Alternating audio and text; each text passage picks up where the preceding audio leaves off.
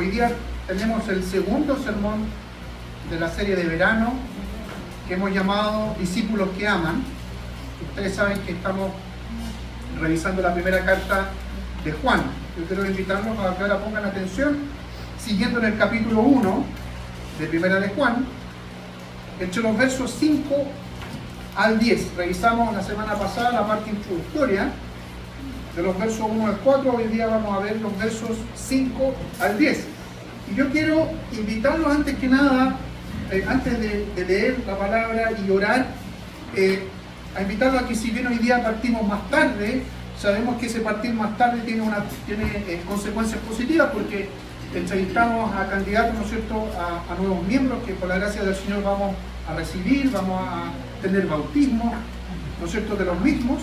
Yo quiero invitarlos, hermanos, a que yo sé que nos cuesta y los que somos más cuadrados, ¿no es cierto?, decimos, chuta, partimos a las 11:30, hoy día estamos partiendo, ¿no es cierto?, después de las 12, a que disfruten este momento. Disfrutémoslo, no pensemos, chuta, voy a almorzar más tarde, disfrutémoslo. Hoy es el día del Señor. Siempre yo a veces hablo con esto con mi esposa y a veces discutimos también. Pero hoy día es el día del Señor. Y para que seamos sinceros, ¿no es cierto?, de disfrutar estar juntos en el día del Señor y celebrando juntos, ¿acaso son 3 horas del día del Señor? Así que yo los invito de manera especial hoy día a que disfrutemos este tiempo, a que disfrutemos este momento y disfrutémoslo no solamente adorando y cantando como ya lo hemos hecho, sino que disfrutar escuchando la palabra del Señor, ¿sí? Bien, entonces, dice así el Señor en su palabra, primera carta de Juan, de los versos 5 al 10. Este es el mensaje que hemos oído de Él y que les anunciamos a ustedes. Dios es luz y en Él no hay tiniebla alguna. Si decimos que tenemos comunión con Él y vivimos en tinieblas, estamos mintiendo y no practicamos la verdad. Pero si vivimos en la luz, así como Él está en luz, tenemos comunión unos con otros y la sangre de Jesús, su Hijo, nos limpia de todo pecado. Si decimos que no tenemos pecado, nos engañamos a nosotros mismos y la verdad no está en nosotros. Si confesamos nuestros pecados, Él es fiel y justo para perdonar nuestros pecados y limpiarnos de toda maldad. Si decimos que no hemos pecado, lo hacemos a Él mentiroso y su palabra no está en nosotros. Tengamos una palabra de oración. Señor, te queremos dar gracias otra vez porque podemos estar juntos, podemos celebrar tu nombre juntos. Podemos, Señor, escuchar muchas veces amén a las oraciones que hacemos, a la gratitud que te ofrecemos a ti por tus bendiciones y por tus cuidados. También, Señor, decimos amén cuando confesamos nuestros pecados, porque creemos, como recién hemos leído, que tú eres fiel y justo para perdonar nuestros pecados. Ayúdanos, Señor, con tu Santo Espíritu, a que esta palabra que va a ser predicada, que va a ser oída, sea para nosotros el sustento que necesitamos tan urgentemente como el sustento físico, como el alimento que todos los días, Señor, está en nuestra mesa, mucho o poco. Que tu palabra predicada, Señor, sea hecha de la manera más fiel posible. Y por eso te pido también que tú tengas misericordia de mí, Señor, y que tu Santo Espíritu también me pueda ayudar en esto. Oramos en el nombre y por los méritos de Jesús, nuestro Señor y Salvador. Amén. Amén. Queridos, entre el capítulo 1 de la carta de Juan y el capítulo 2 hasta el verso 17, Juan aquí, inspirado, guiado por el Espíritu Santo, va a estar entregando distintas pruebas o evidencias que distinguen a los que son discípulos verdaderos del resto del mundo. Y que de alguna manera esto nos lleva otra vez a pensar o a recordar el sermón de la semana pasada, que yo les decía que ojalá nos inquietara con el título. ¿Se acuerdan que era discriminando? Yo les decía, chuta, alguien que escucha la palabra discriminar, al tiro piensa en algo que es negativo. Pero vimos en ese mensaje que también existe una discriminación del tipo positiva. ¿En qué sentido? O sea, que Dios, a través del Santo Espíritu, a través de la palabra, discrimina. ¿En qué sentido? Que comienza a separar gente para Él. Y lo discrimina o lo separa. Y yo les decía que pensaran en lo que hacíamos los que somos más viejitos. Y esto no lo hace nunca, seguro. Pablo tampoco, no sé si Cristóbal menos. ¿No es cierto? Todos los que son de estas nuevas generaciones nunca limpiaron lentejas. que teníamos que sacarle las piedrecitas de cuarzo. ¿Te acordáis tú entonces también? ¿Tú lo sacaste? ¿Tú? También. Algunas veces, ¿no es cierto? Sacamos piedrecitas de cuarzo y no estábamos discriminando, pero estábamos haciendo algo bueno, porque si no uno se quebraba un diente o una muela.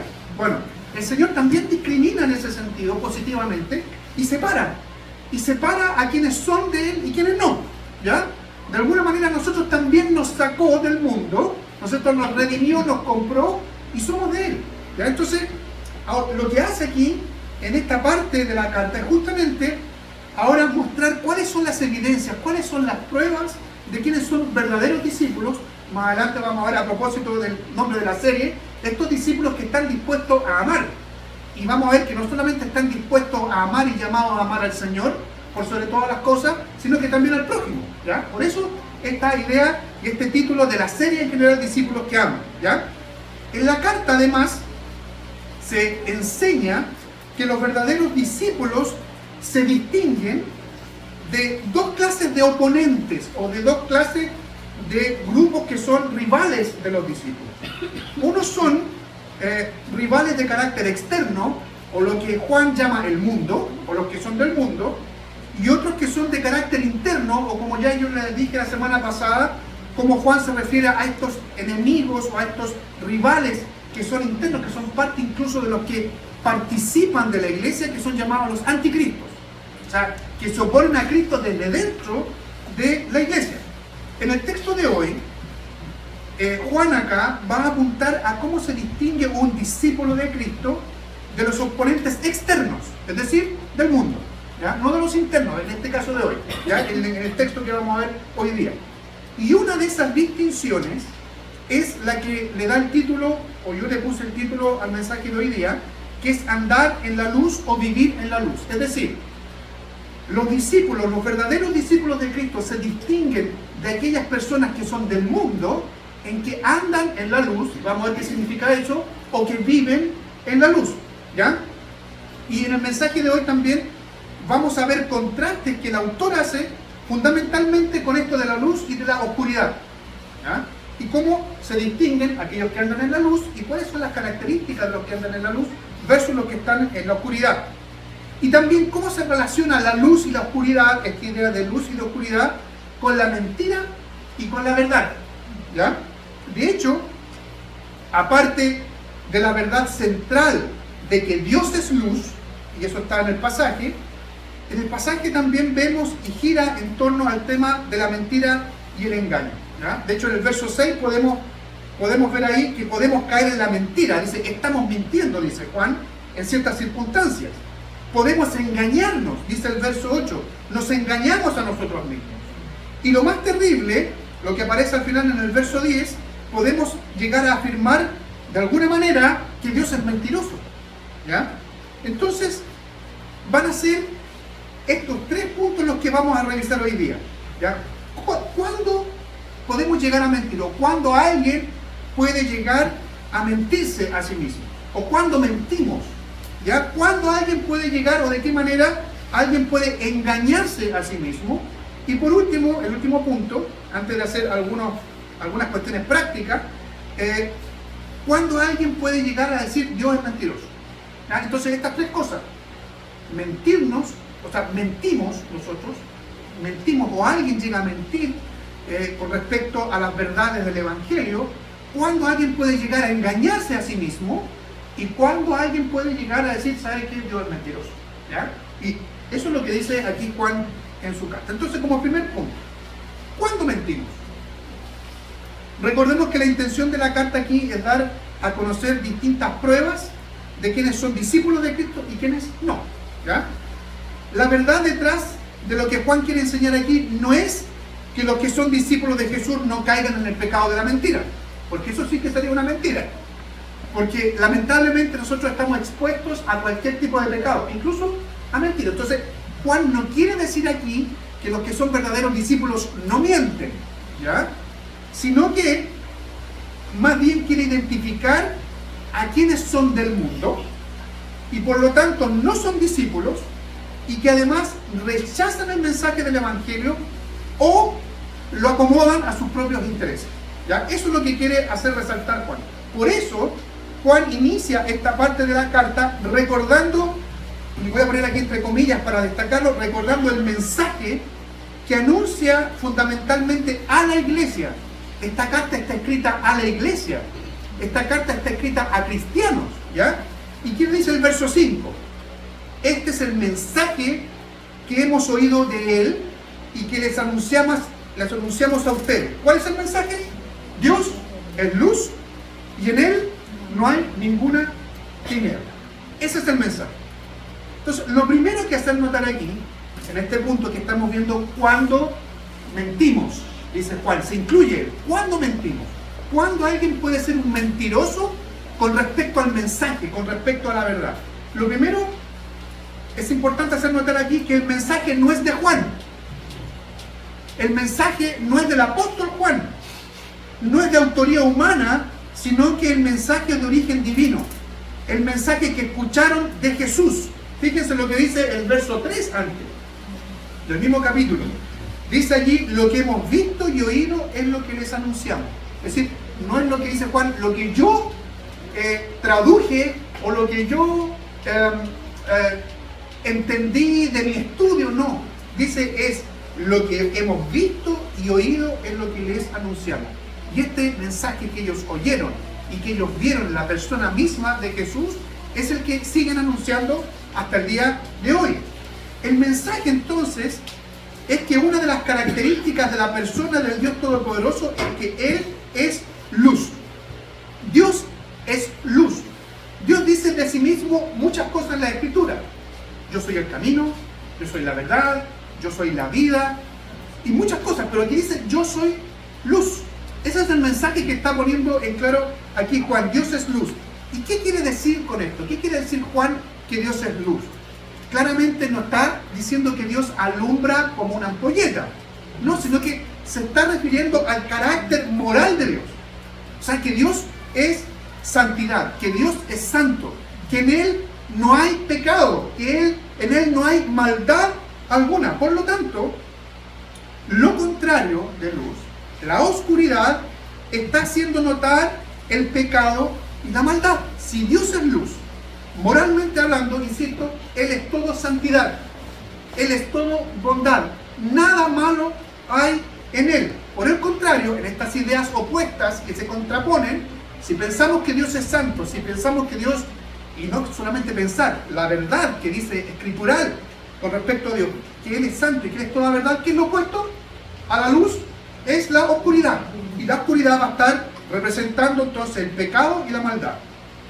Esto, queridos, está en armonía con lo que ya Juan expuso en su evangelio, en el evangelio de Juan, capítulo 3, versos 19 al 21.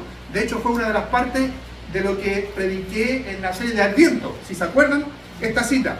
Y esta es la condenación, que la luz vino al mundo, pero los hombres amaron más las tinieblas que la luz. ¿Por qué? Porque sus obras eran malas. Porque todo aquel que hace lo malo aborrece la luz y no se acerca a la luz para que sus obras no sean reprendidas. Pero el que practica la verdad viene a la luz para que sea evidente que sus obras son hechas en Dios. ¿Qué es lo que estaba diciendo Juan aquí en el Evangelio?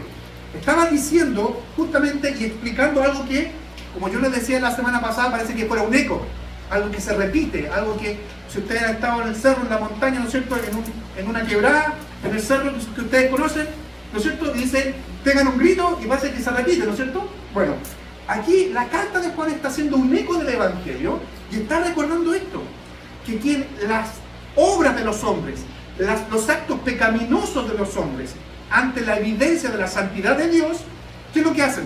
Mejor me escondo, mejor esto lo oculto. Y no quiero que esto salga a la luz. ¿Por qué? Porque las obras, los actos de los hombres por naturaleza son malvados. ¿Sí? Entonces de eso está queriendo hablar aquí Juan. Así que, si en Dios no hay tinieblas, si Dios es solo luz, si Dios es santidad, aquellos que en su vida están llenos de oscuridad o están llenos de pecado, o podríamos decir viven en las tinieblas, son impenitentes. ¿Qué significa ser impenitentes? Es perseverar en el pecado sin arrepentimiento, son del mundo. A eso le llama Juan, estas personas, estos que viven así, son del mundo. Y los que son del mundo, los impenitentes, los que son pecadores que no quieren arrepentirse, pecadores que no quieren que Dios los desnude a través del Evangelio para quedar expuestos, esas personas no pueden tener comunión con Dios. Es imposible que eso suceda. De hecho, es contradictorio. Es ilógico. Porque Dios no puede tener comunión con las tinieblas. No puede tener comunión con el pecado, ya que Él es santo. Él es luz. Quizá ahora recién podemos entender por qué Juan asevera en el verso 6. Si decimos que tenemos comunión con Él y vivimos en tinieblas, estamos mintiendo. O sea, repito, Juan quiere decir, Dios es santo, el hombre es pecador. La única manera de que, fíjense que estas son las bases del Evangelio, la única manera que el hombre pueda tener comunión con Dios es que sea expuesto a la luz, que se evidencien todo su pecado para que acudan a la luz y sean perdonados y tengan perdón de pecados y tengan redención. Quienes son del mundo no quieren esto. Quienes son del mundo rechazan el Evangelio. Quienes son del mundo no quieren arrepentirse. Y por eso viven en tinieblas. Por eso el verso 6 entonces dice, insisto, si decimos, y Juan se incluye aquí justamente para decir, yo también era de ellos. Si decimos que tenemos comunión con Él y vivimos en tinieblas, no quiero arrepentirme, quiero seguir mi vida tal cual, estamos mintiendo y no practicamos la verdad. Y no solo mintiendo, como yo les digo, sino que como consecuencia directa de esa mentira, no practicamos la verdad. Es decir, no existe ni la más mínima intención de vivir en el marco del Evangelio y la santidad que esto implica, porque quienes viven en tinieblas están aún muertos espiritualmente. No tienen ninguna noción del verdadero Dios, ¿ya?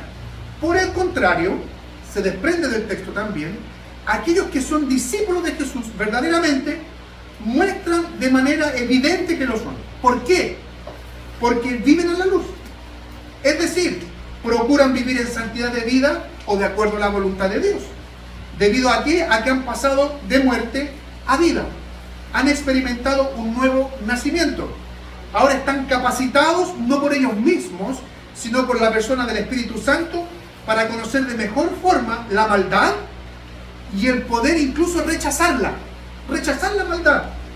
Con propiedad, quienes son ahora discípulos de Jesús pueden orar como nosotros oramos en el Padre Nuestro. No nos dejes caer en tentación, sino líbranos del mal. Los únicos que pueden orar con propiedad de eso son aquellos que han pasado de muerte espiritual a vida espiritual.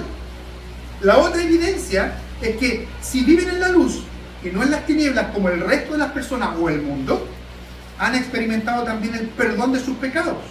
Han sido limpiados con la sangre de Jesús. Gracias a eso pueden tener comunión con Dios y con otros discípulos. Fíjense lo que dice el verso 6. El verso 6 dice, si decimos que tenemos comunión con Dios, o sea, para tener comunión con Dios, necesariamente tiene que haber experimentado esa persona un nuevo nacimiento. Y si tiene comunión con Dios, puede tener comunión con el resto de las personas que son parte de los discípulos o son parte de la iglesia. Fíjense lo que dice ya el verso 7. Si vivimos en luz, así como Él está en luz, tenemos comunión unos con otros. ¿Se fijan las implicancias? Si tenemos una comunión correcta de manera vertical, ¿y qué me refiero a vertical? No necesariamente que para tener comunión tengo que estar siempre de pie. No, verticalmente, es decir, comunión con Dios. He sido reconciliado con Dios a través de Jesucristo. Recién allí puedo tener comunión con quienes son discípulos. Recién, no antes. No puedo tener comunión con quienes son discípulos si antes no he sido reconciliado con Dios Padre a través de Jesucristo. Y como tercera cosa en este primer punto, aquellos que andan en la luz y que se desprende de estar en la luz y no en tinieblas, los que son verdaderos discípulos de Jesús, están siendo constantemente alumbrados por la luz de la palabra del Señor. Y aquí recordé, y ustedes, los canutos más viejos, recordarán el Salmo 119, verso 5. Lámpara es a mis pies, ¿qué cosa? Tu palabra. O sea, los que son verdaderos discípulos de Cristo están siempre siendo alumbrados por la palabra del Señor. ¿Y qué significa ser alumbrados otra vez? Perdón que sea redundante. Que alumbra el camino. Es decir, miren, esta es la verdad. por este camino tienes que andar. No por el camino que te dice el gurú de allá, o el gurú de acá, o esta otra persona. No, sino esto no tiene que ver con sabiduría humana. Ni siquiera tiene que ver con el predicador o con el pastor, sino que tiene que ver, como dice el Salmo 119, el que alumbra el camino es la palabra del Señor. Nada más. Dejamos el primer punto. Entonces allí pueden las personas llegar a mentir cuando dicen, resumiendo, tengo comunión con Dios. Ah, sí, pero resulta, ¿cómo es tu vida? ¿Vives en tiniebla o vives en la luz? Vives en tiniebla, entonces eres un mentiroso. No se condice lo que tú estás mintiendo, ¿no es cierto?, con lo que tú estás viviendo. Y esto está relacionado con el segundo punto. ¿Cuándo nos engañamos? Dice Juan, incluyéndose también. ¿Cuándo podemos caer en autoengaño? Al igual que en el primer punto, no es que Juan quiere enseñar que quienes son verdaderos discípulos sean incapaces de caer en autoengaños, ¿ya? Por causa del pecado todavía. Porque recuerden que todos nosotros, a pesar de ser discípulos, hijos del Señor, tenemos lo que se llama el pecado remanente. ¿Qué significa un remanente? Algo que queda allí, ¿no es cierto? Pablo es bueno para la Coca-Cola, dijo que le iba a dejar, pero es mentira, ¿no es cierto? Y el Pablo, mejor dicho, él son los, siempre me enseñan que los él tiene que ver con los sobrenombres, ¿no es cierto? Pablo no deja el remanente, lo deja el concho, se toma hasta el concho, ¿no es cierto? Cuando ya hay un concho de Coca-Cola que ya no le queda ni gas, ¿no es cierto? Finalmente se deja el remanente ahí. Eso es un remanente. Nosotros, si somos un envase, ¿verdad?, tenemos igual remanentes de pecado, restos de pecado. Y eso nos va a acompañar, queridos, y eso nos debe pesar también, y debemos luchar. Esos remanentes de pecado nos van a acompañar hasta que el Señor venga. Ahí seremos total y absolutamente limpios, ¿ya? Entonces, nosotros también estamos expuestos, en general, a poder autoengañarnos. Pero Juan no está apuntando estrictamente a eso. No está apuntando a que nosotros no podamos autoengañarnos con esos restos de pecado, sino más bien, al usar esta expresión de engañarnos, en donde él se incluye, y con él incluso al resto de los discípulos, lo que busca es argumentar en contra de aquellos que, siendo del mundo, y que no tienen por tanto una correcta y restaurada comunión con Dios, pretenden muy patudamente asegurar que están en la luz. Aquellos que son del mundo, dice, se están engañando, pretendiendo que andan en la luz y que tienen entrada incluso a la comunión con los verdaderos discípulos de Cristo, ¿ya? Y aquí quiero detenerme brevemente para poder enseñar o explicar el contexto en el que estaba viviendo Juan. Ya en ese tiempo se había levantado un tipo de herejía, que es lo que nosotros muchas veces hemos escuchado como el gnosticismo, diferente del agnosticismo, porque no son cosas distintas. El gnosticismo, ¿qué es lo que creía? ¿O qué es lo que buscaba enseñar? ¿O qué es lo que buscaba de alguna manera seguir? Era es una filosofía hasta el día de hoy, ¿no es cierto?, que buscaba la verdad suprema a través solamente del conocimiento, ¿ya? De hecho, esto está muy relacionado con lo que nosotros conocemos hoy día de la masonería. Mucho en la masonería tiene de gnosticismo, es decir, yo puedo alcanzar la verdad a través de las virtudes del ser humano, del conocimiento, ¿ya? Y además enseñan todavía en el gnosticismo que todo ser humano tiene en su interior una parte de Dios. O sea, aquí casi se está cayendo en un tipo de panteísmo, en que en todas las cosas está Dios presente, pero como una parte de Dios, no como creación, ¿ya? Entonces, fíjense, si Juan en su tiempo estaba viviendo donde había mucho de esta filosofía, está diciendo, ¿saben qué? Ustedes quieren tener comunión con el Dios verdadero, no a través de Jesucristo, sino a través, al final, de su propio esfuerzo, de su intelecto. Y eso significa que se están engañando. El autoengaño está dado entonces por creer o pretender que, como dice el verso 8, no tenemos pecado. No tenemos pecado. Y esto es muy distinto, como vamos a ver, a lo que dice el verso 10, más adelante, que dice, si decimos que no hemos pecado, una cosa es tener el pecado o vivir con el remanente del pecado, y otra cosa es decir, no he cometido ningún pecado, ¿ya? Decir que no tenemos pecado que alguien crea que no carga con el pecado como una marca que no se puede borrar, con una marca indeleble. No sé si alguno de ustedes todavía ha ocupado por ahí los famosos plumones que no se borran. Esas pizarritas blancas, uno dice que tiene que comprar el plumón para pizarra, que uno marca, ¿no es cierto?, y después agarra con la mano un pañito y borra. Pero hechos que son, dice ahí, indeleble. ¿Qué significa indeleble? Que no se borra. Entonces se equivoca uno muchas veces, tengo un plumón para pizarra y le pasan el plumón y ahí empieza, ahora vamos a decir con esa cosa y empieza, y no se borra, y no se borra, y no se borra. Y lo único que tiene que echar ahí es algún tipo de solvente, alcohol, para que quede, incluso queda la mancha, ¿ya? La mancha ahí. Bueno, hay muchos que creen, que creían en el tiempo de Juan y que hoy día aún creen, ¿no es cierto?, que no cargan con la marca, con la mancha del pecado, ¿ya? Se están engañando, dice Juan. Se está engañando, dice aquí la Escritura, ¿ya? El engaño está dado entonces en que se cree que es una persona buena, que es una persona que no tiene tacha. Y el único aquí intachable, eso significa también la palabra impecable, ha sido Cristo Jesús como hombre y como Dios. Alegar entonces inocencia cuando se es culpable es un triste y penoso autoengaño. Cuando la Escritura en la primera carta a los Corintios, en el capítulo 15, dice, fíjense qué armonía hay aquí, ahí escribiendo el apóstol Pablo, en Adán todos mueren, eso es lo que estaba escribiendo allí el apóstol Pablo, en Adán todos mueren, está haciendo notar que cualquier ser humano, cualquiera, carga el pecado y la consecuencia de Adán, ¿no es cierto? Y que es la consecuencia muerte espiritual, pero además experimentar la justa y terrible ira de Dios. En Adán todos mueren, es decir, todos son culpables. Y lo que está diciendo Juan aquí, hay algunos patudos que se están autoengañando diciendo, no, yo no soy culpable. No, Señor, dice la Escritura, no, eres culpable. Y si dices que no, te estás engañando. Y fíjense entonces, ante esta evidencia que da Dios, porque el mensaje no es de Juan, el mensaje es divino, Dios está poniendo esta evidencia. Dios está diciendo, ustedes cargan pecado y ustedes por tanto son culpables. Por eso en Adán todos mueren.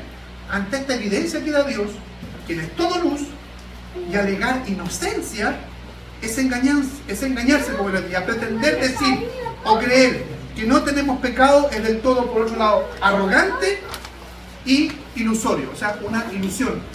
Tú crees eso, bien. Si crees eso, eres iluso. Estás pensando en una cosa que no tiene asidero, que no tiene sentido. Y siguiendo con la misma idea y profundizando el asunto, Juan dice que quienes se engañan así, además y de manera lógica, la verdad no está en ellos, como dice el verso ahí, la verdad no está en nosotros. Anteriormente el verso 6 había insistido en que quienes están en tinieblas no pueden practicar la verdad porque su vida no se condice o no es coherente con vivir en la luz y tener por tanto comunión con Dios. Ahora dice, el asunto es mucho más preocupante, ya que la verdad del Evangelio, pero también aquel que es en sí mismo el Evangelio, que es Cristo Jesús, no está en aquellos que alegan que no cargan con la mancha del pecado. Fíjense, qué grave es esto. Juan está diciendo, ustedes se están autoengañando, pero además, si ustedes pretenden tener comunión con Dios, peor todavía, no tienen la verdad, no están en Cristo, ¿ya? Recuerden que la verdad evangélica es que el hombre es pecador por naturaleza y por eso peca. O sea, el hombre peca, ¿no es cierto?, porque es pecador, es la naturaleza. Los perritos ladran y no maullan. Los perritos ladran porque en esencia son perros, ¿sí? El hombre peca y nosotros estamos inclinados a pecar. ¿Por qué? Porque somos pecadores, ¿ya?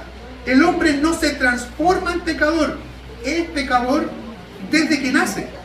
Mejor dicho, desde antes de nacer, ¿ya? Y aquí recordé el Salmo 51. David allí, ¿qué decía? Y recordaba esta verdad. He aquí en maldad he sido formado, en pecado me concibió mi madre. Es decir, antes de nacer, ya estamos con esta herencia del pecado. Y por eso es que es tan importante lo que está recalcando aquí Juan. Por el contrario, quien se distingue como un verdadero discípulo de Jesús, tiene plena conciencia de su pecado. Es decir, no dice, yo soy inocente. Tiene plena conciencia de su pecado, que es un pecador.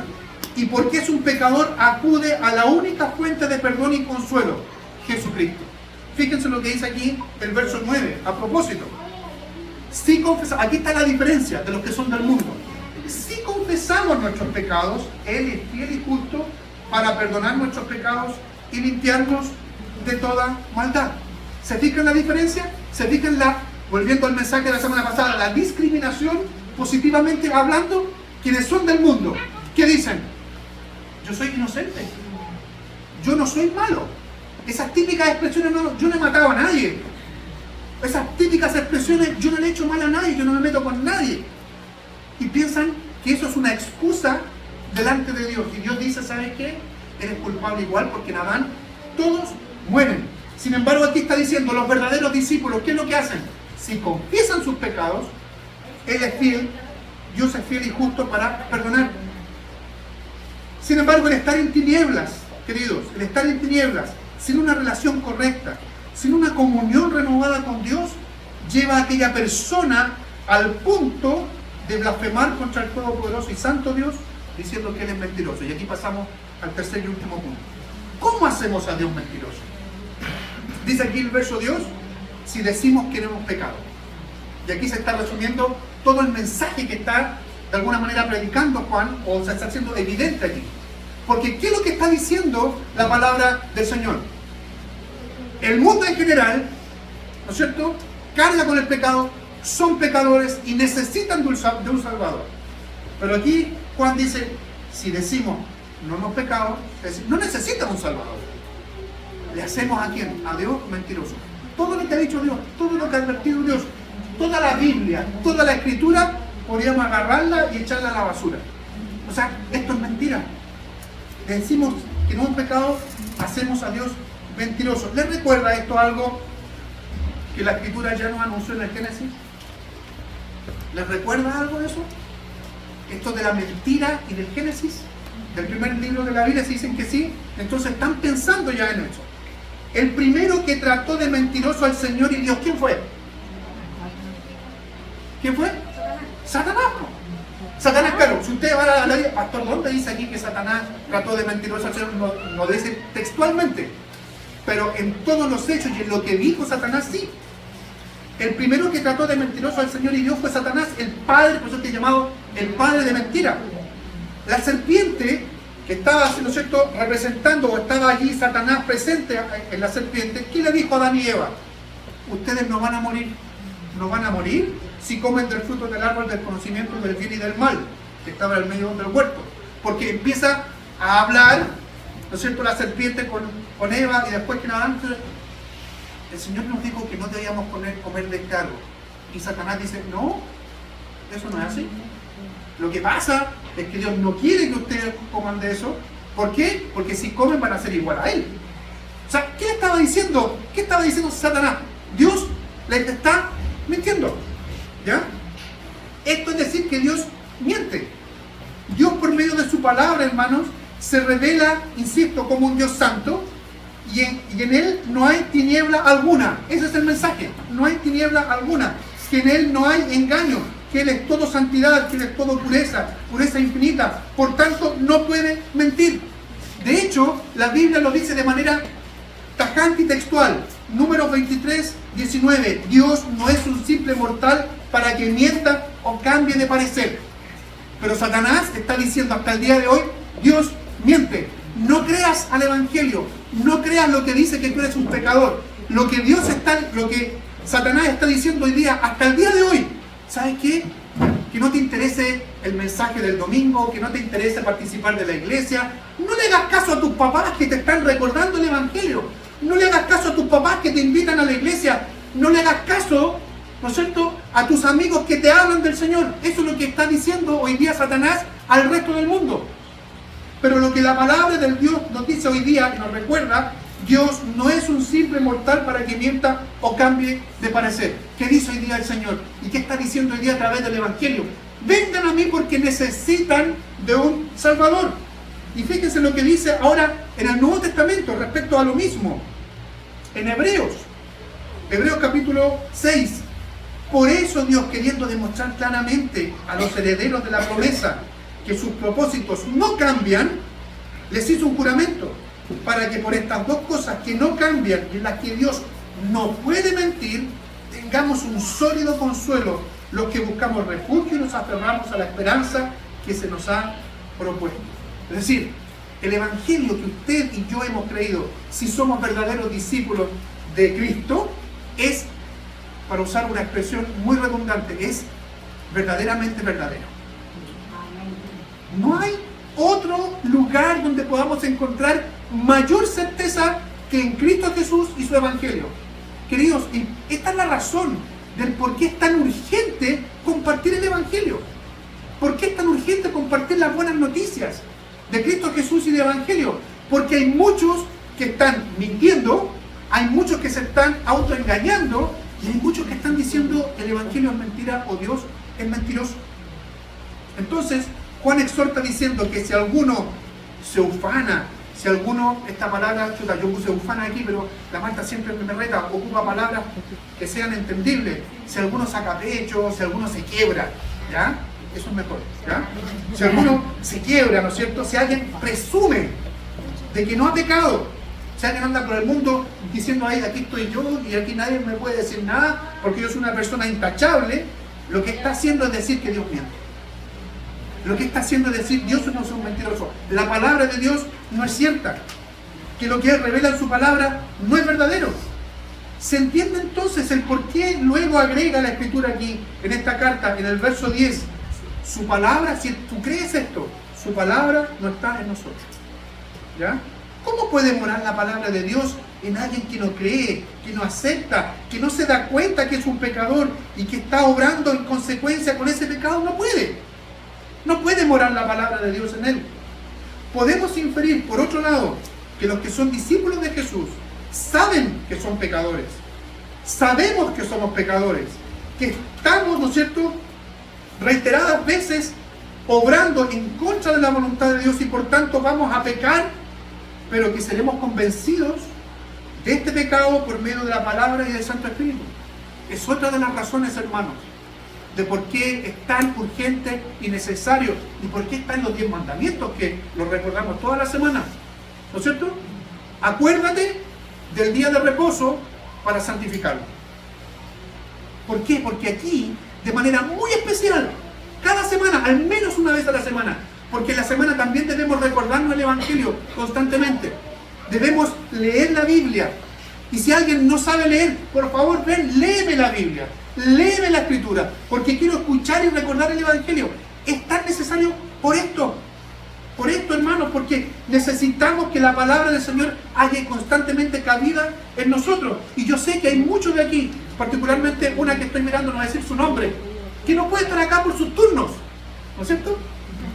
Pero cada vez que el turno se lo permite, está aquí, porque si no tiene que estar curando enfermos. ¿Sí? Y está bien eso, muy bien. Porque está sirviendo al Señor también de esa manera. Pero los que podemos y debemos estar constantemente acá, porque el día del Señor tenemos toda la libertad para hacerlo, es porque necesitamos urgentemente de su palabra. Entonces, los que son discípulos de Jesús sabemos que somos pecadores, sabemos que vamos a pecar, pero vamos a ser convencidos por el Espíritu Santo y su palabra de ir en arrepentimiento y fe. Es la tónica que nos muestra la actitud del salmista, David otra vez, en el Salmo 32, mientras callé, mis huesos se envejecieron. Esto es lo que está experimentando, incluso físicamente, fíjense, lo que pasa espiritualmente incluso se somatiza. ¿Qué significa eso? Que lo experimenta y lo siente en su cuerpo. Mientras callé, es decir, mientras no confesé mi pecado, mientras callé, mis huesos se envejecieron, pues todo el día me quejaba, de día y noche me hiciste padecer. Mi lozanía, mi juventud o mi fortaleza física se volvió aridez, se volvió peso. Pero dice, te confesé mi pecado, no oculté mi maldad. Me dije, confesaré al Señor mi rebeldía y tú perdonaste la maldad de mi pecado. Por eso, todos tus fieles, los discípulos verdaderos, orarán a ti mientras pueda ser hallado. Aunque sufran una gran inundación, las aguas no los alcanzarán. Esas son las verdades del Evangelio. Yo sé que quienes somos discípulos de Jesús hemos experimentado esto una y otra vez. Hermanos, para terminar, al menos cuatro maneras de aplicar o de tener cuestiones prácticas en esto. Así como Juan indicó que el mensaje que anunciaba no era de él, sino que lo que hemos oído, visto, es lo que les anunciamos. Yo hoy día no estoy anunciando mi mensaje. El mensaje de hoy no es mío, sino el mensaje del Señor, revelado en las Escrituras. Si ustedes o yo no hacemos caso a Él, no hacemos caso a este mensaje del Señor, estamos siendo rebeldes a la voluntad del Dios Todopoderoso. Insisto, este mensaje, el sermón de hoy día, no es mi sermón. Sí, es cierto, tuve que sentarme, leer, estudiar, escribir, pero este es el mensaje de la palabra del Señor, no es mi mensaje. De tal manera que si usted escucha este mensaje hoy día, le hace sentido, no es el mensaje del pastor, y si le hace sentido y no lo obedece, está siendo rebelde contra el Señor y tiene que arrepentirse, y está a tiempo aún, porque acabamos de leer, y yo le recordé, mientras pueda ser hallado, dice, por eso todos tus fieles orarán a ti mientras pueda ser hallado. Hoy también es tiempo. Y si tienes algo de que arrepentirte porque el Señor ha hablado a tu corazón hoy día, hazlo. Segunda cosa, si este es el mensaje del Señor y no es el mío, no es el nuestro, no es el de ustedes tampoco, porque el Evangelio está siendo predicado hoy día, pregunta, ¿por qué nos cuesta tanto anunciarlo entre nosotros y aquellos que no lo conocen? ¿Por qué será? No es mi mensaje, no es de ustedes. La pregunta es, ¿por qué nos cuesta? O alguien puede decir aquí, levantar la mano, ¿sabe, pastor? Usted está equivocado, a mí no me cuesta nada. No me cuesta nada. Yo todos los días oro, pastor, para que el Señor me dé lo que se llama una cita espiritual con alguien para poder presentarle el Evangelio. Si alguien me dice eso hoy día aquí, yo me arrepiento. Pero yo creo que nos cuesta mucho, hermanos. Siendo que no es el mensaje mío, no es el mensaje tuyo, es el mensaje del Señor. ¿Hay algo malo en ese mensaje que nos cuesta tanto entonces? ¿Por qué nos cuesta tanto entregarlo? ¿Hay algo que nos parezca que no vale la pena comunicar en el mensaje de salvación? ¿Por qué nos cuesta tanto? Es el mensaje, hermanos, más poderoso y transformador que podemos llevar a otros. Y de hecho hoy día lo escuchábamos mientras entrevistábamos a los miembros, que se hacía evidente que las vidas están siendo transformadas. Pero ¿por qué nos cuesta tanto entregar un mensaje que no es mío, sino que es el mensaje de Cristo, es el mensaje del Evangelio, y vemos que transforma a personas? Y nos cuesta. Tercera cosa, a propósito de andar en luz, y de que esta luz alumbra todo lo que podemos conocer. Nada queda oculto a su resplandor. Si tenemos comunión con Dios, es imposible que nuestros pecados queden ocultos. Imposible. Lo acabamos de ver acá. Imposible. Ante Dios, en este sentido, siempre estaremos desnudos, espiritualmente hablando. Este es un gran beneficio, estar delante de Dios desnudos. En este sentido, siempre estaremos desnudos delante del Señor. Nuestra vida está expuesta. Este es un gran beneficio para quienes somos discípulos, debido a que seremos llevados a confesar nuestros pecados que se hacen evidentes. Si no es así, nuestra vida espiritual será marchitando hasta un punto en que nos veremos angustiados, en que nos veremos oprimidos por la culpa, y así todo, después de eso, vamos a correr a la fuente de todo bien, que es Cristo, en arrepentimiento y fe. ¿Recuerdan? Mientras callé, mis huesos se envejecieron. Decía David, pues todo el día me quejaba, de día y de noche me hiciste padecer, mi lozanía se volvió aridez. Hermanos, esta es la constante de la vida de nosotros. Muchas veces nos resistimos ante la luz del Evangelio, ante la luz de Cristo, a confesar nuestros pecados. Pero Dios es tan bueno, es tan misericordioso, que va a ser al final desesperarnos para correr a Cristo y decir, Señor, aquí estoy, perdóname, soy débil, soy un pecador.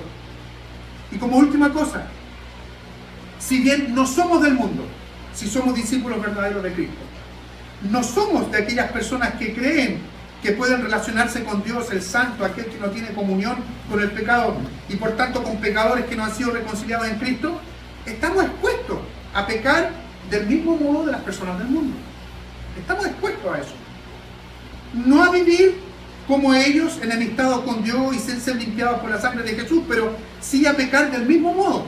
Es decir, en muchas ocasiones podemos convencernos que en algún aspecto de nuestra vida estamos viviéndola sin que a Dios le importe, y a todas luces ese aspecto de mi vida está en oposición a la voluntad de Dios. ¿Qué quiero decir con esto? Que hay algunos aspectos de mi vida que yo creo, engañándome, que Dios no se mete ahí y que Dios no ve eso. Eso es estúpido, porque conocemos el Evangelio. Decimos, no, yo esto no, y yo sé, porque a mí me ha pasado, yo sé que también a ti te ha pasado.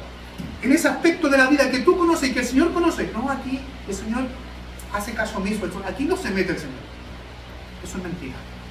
Es el diablo mintiéndote, y el diablo diciéndote a ti, tranquilo, tranquilo, aquí Dios no está metiéndose. Lleva esta parte de tu vida como tú quieres. No, eso es un autoengaño, y podemos llegar a vivir de esa manera. Y si estamos viviendo de esa manera, el Señor nos va a decir a través de su palabra, hipócrita, hipócrita. Incluso el Señor nos puede decir a través de otros del mundo, mirándonos a nosotros, diciendo, ¿sabes qué? Tú eres un hipócrita, porque tú dices que crees en Cristo, que crees en el Evangelio y que ha transformado tu vida, pero en este aspecto de tu vida sigues viviendo como yo, porque soy del mundo. El mundo juzgándonos a nosotros. Podemos también engañarnos a nosotros mismos pensando que la vida que llevamos está exenta de la carga del pecado que arrastramos. Nuestra maldad remanente, ¿se acuerdan del remanente de este conchito, ¿no es cierto?, que aún queda en nosotros? Es uno de nuestros más fieros enemigos. Por eso el Señor nos enseñó a orar, como yo les decía antes, no nos metas en tentación, sino líbranos del mal. ¿Cuántos de nosotros oramos esto o somos conscientes de esto cada día? Si no lo hacemos, nos engañamos, creyéndonos inmunes al pecado con el que luchamos constantemente. Y también podemos caer en tratar de mentiroso al Señor cuando creemos que ciertas actitudes, ¿no es cierto?, ciertos comportamientos o pensamientos no son pecados. ¿Cómo así? Dirá alguien. Cada vez que rehusamos arrepentirnos, cuando el Señor nos exhorta, nos advierte por medio de su palabra de manera directa. ¿A qué me refiero? La palabra predicada. O indirecta, la palabra leída en su devocional todos los días, etc. O recordada incluso por el Espíritu Santo, estamos diciendo que Dios miente. Si nos rehusamos a arrepentirnos, estamos diciendo, tú, Señor, no eres verdadero. Porque ese acto, ese comportamiento o ese pensamiento no es tan malo, o no es malo derechamente, y por eso no quiero arrepentirme.